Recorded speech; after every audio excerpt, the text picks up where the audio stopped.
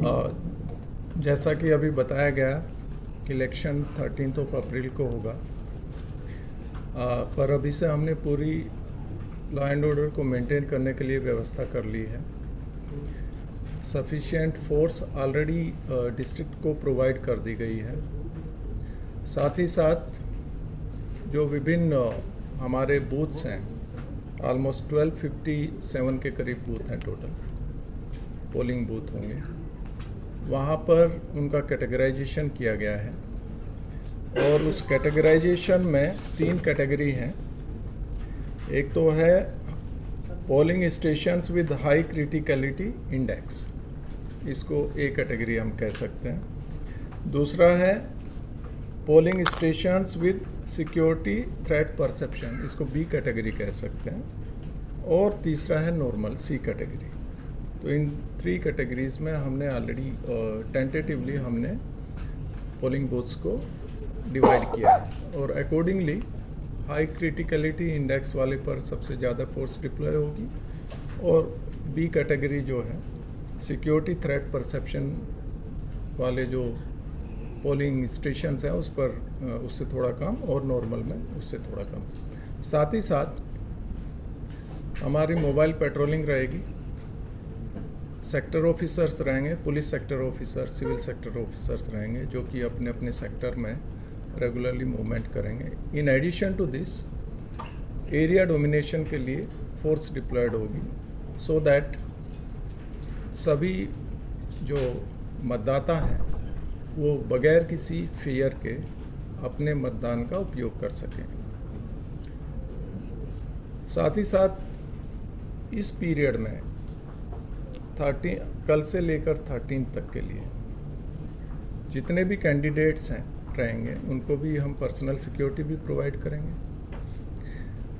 जो मीटिंग्स होगी, उनकी पब्लिक मीटिंग्स होगी, उनके लिए भी प्रॉपर सिक्योरिटी प्रोवाइड की जाएगी। लेकिन उसके लिए जो पॉलिटिकल पार्टीज़ हैं या कैंडिडेट्स हैं, उनको इन एडवांस पुलिस से परमिशन लेनी होगी। साथ ही साथ ये इंश्योर किया जाएगा कि किसी भी तरह की कहीं पे किसी को डराया धमकाया ना जाए। इसके लिए जो एंटी सोशल एलिमेंट्स हैं या जो ऐसे एलिमेंट्स हैं कि जो कहीं पर इन्फ्लुएंस करने की कोशिश करेंगे वोटर्स को, उनके अगेंस्ट भी प्रोसिक्यूशन रिपोर्ट्स सबमिट की जाएगी। साथ ही साथ सो दैट ये पीरियड पीसफुल रहे, तो हमारा जो नॉर्मल ड्रिल होता है, एंटी लिकर रेड्स करना, या कहीं पर एंटी सोशल एलिमेंट्स हैं, या कहीं पर किसी तरह का डिस्टर्बेंस की संभावना है, उस पर नेसेसरी प्रिवेंटिव एक्शन लेना, प्रिवेंटिव अरेस्ट करना, वो सब एक्शन लिया जाएगा। उसके लिए हमने सभी एसपीज़ के साथ में 2 बार हमारी मीटिंग हो चुकी है, और हमने अपना जो रोड मैप है वो तैयार किया है।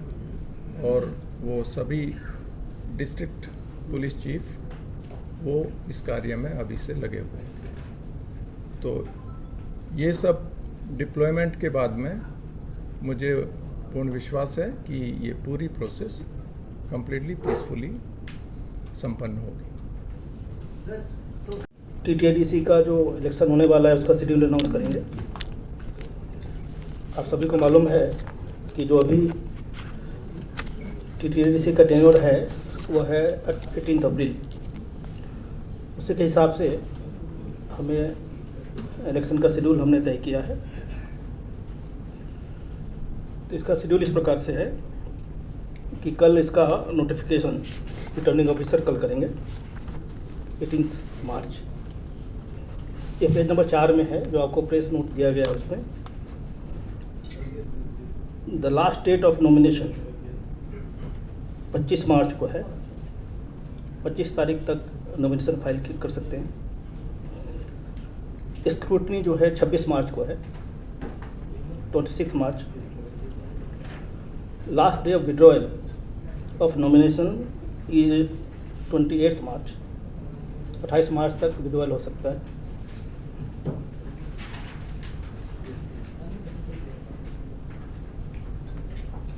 टीटीडीसी का इलेक्शन 13 अप्रैल को होगा, 13 अप्रैल।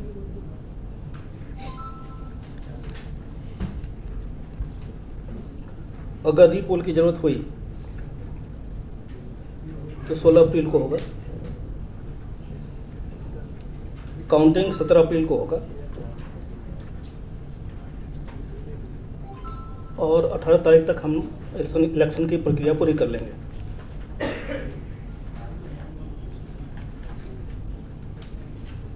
अभी से मॉडल कोड ऑफ कंडक्ट लागू हो चुका है। इसका डिटेल गाइडलाइन हम लोगों ने ऑलरेडी इशू कर दिया है। हम सभी prospective candidates, political parties, government functionaries, public functionaries, government employees सभी से रिक्वेस्ट करेंगे कि मॉडल कोड ऑफ कंडक्ट को सख्ती से पालन करें। साथ ही साथ हम सभी से रिक्वेस्ट करेंगे कि इस इलेक्शन को पीसफुल, फ्री संपन्न करने में हमारी मदद करें। और मिस्टर सेन को बोलूँगा इसी को बंगाली में आपको बताएं। ইলেকশনের নির্ঘণ্ট ঘোষণা করা হয়েছে। আপনারা সবাই জানেন যে আমাদের 28টি কনস্টিটিউয়েন্সি রয়েছে পুরা ত্রিপুরাতে, টিটিএডিসি এলাকা। আমাদের নির্বাচনের দিনক্ষণ কিছুটা এরকম।